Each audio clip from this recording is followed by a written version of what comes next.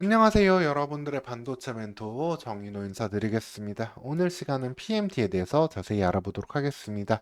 PMT는 예전에 마이크로 프렌드라는 이름으로 상장이 되어 있었고요. 현재는 사명을 PMT로 바꾼 상황입니다. 최대 주주는 프로텍이어서 회사 로고에 이렇게 프로텍이 들어가 있고요. 이 멤스 테크놀로지 기술로 반도체 프로브 카드를 만드는 기업이 되었습니다. 프로브 카드는 반도체 검사용으로 사용되는데요. 이 프로브 카드 매출이 PMT 매출의 거의 대부분 100% 가깝게 차지하고 있다고 보시면 되겠습니다. 99%, 99%, 98% 매출 현황 보이시죠? 그럼 이 프로브 카드는 언제 사용이 되느냐? 반도체는 전 공정에서 이제 웨이퍼를 최종적으로 만들어내게 됩니다. 그 다음에 최종적으로 여기서 IC 칩을 떼어내서 패키징을 해서 최종 모듈을 만드는데 그 전에 웨이퍼에 이상이 없는지 웨이퍼 테스트 단계에서 사용을 하게 되는 프로브 카드가 되겠습니다. 구체적으로 사진 그림을 통해서 보여드리면요.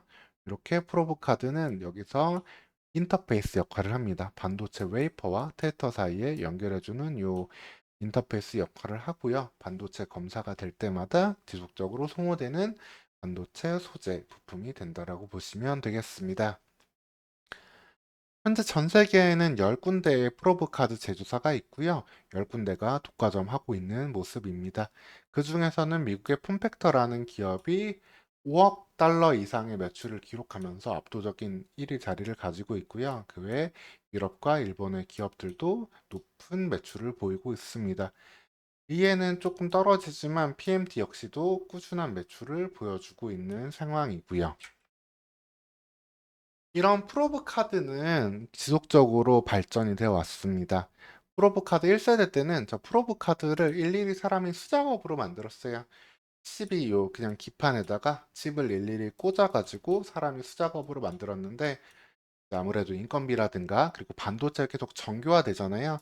요구하는 칩이 많아지고 반도체가 미세화되다 보니까 이 방식으로는 어렵게 되었고 그 다음에 버티컬 방식 가이드 플레이트에 이제 프로핀을 삽입하는 방식으로 제작이 됐는데 수작업이었다가 자동화 설비가 도입되는 방식입니다. 이 방법 역시 그렇게 효율적이진 않지만 다품종 소량 생산인 비메모리에 적합하기에 아직까지도 생산되고 있는 방식이 있고요. 메모리, 이제 낸드랑 디램 같은 경우에는 멤스 방식을 사용해가지고 만들어지고 있는 모습입니다. 멤스 방식이 뭐냐면은 마이크로 일렉트로니컬 메카닉 시스템으로 이제 반도체 공정처럼 해가지고 이제 반도체 요 프로브 카드도 미세한 공정으로 만들어내는 방식을 뜻합니다.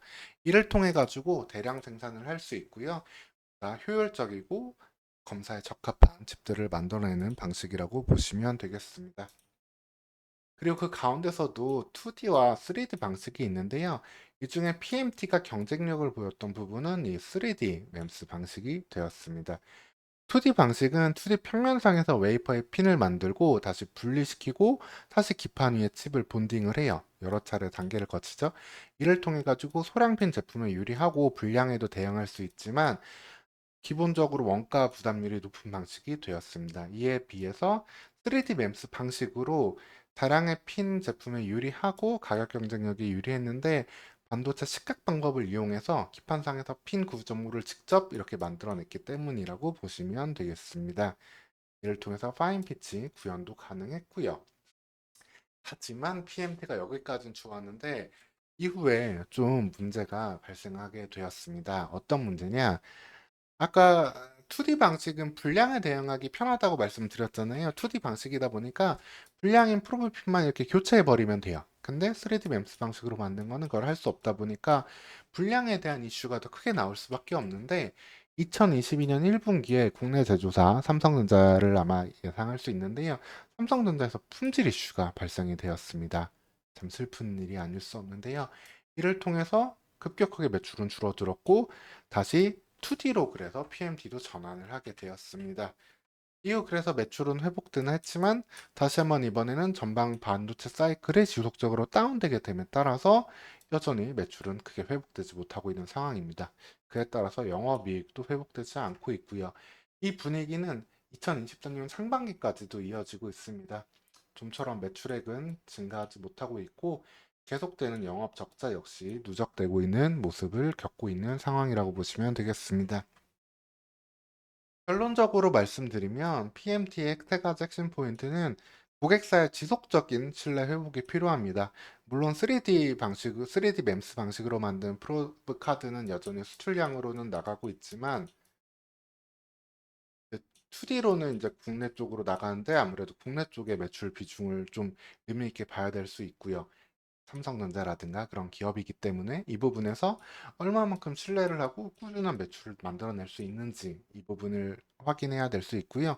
그리고 무엇보다 전방 반도체 사이클이 어느 정도 올라와야만 PMT 역시도 다시 회복의 기회를 잡을 수 있겠습니다. 다만 더욱더 아쉬운 점은 2D 프로브 카드로 고객사의 신뢰를 찾는다 하더라도 2D는 회사별 제조 방식이 유사하기 때문에 특별한 차별적인 경쟁력을 갖기는 참 어렵습니다. 그래서 현재 상황에서는 차별화된 성장성 동력 확보가 필요한데 이 부분에 대해서도 많은 고민이 필요한 PMT가 되겠습니다. PMT는 어려운 구간을 지나고 있지만 다소 안정될 수 있는 여지가 있고 사이클에 따라서 올라갈 수 있는 부분도 있기 때문에 그런 기회가 왔을 때 어떤 성장 동력을 찾는지 지속적으로 관심 갖고 지켜보면서 대응하시면 되겠습니다. PMT에 대해서 추가적으로 궁금한 점 있으면 질문 주시고요. 오늘도 시청해 주셔서 감사합니다.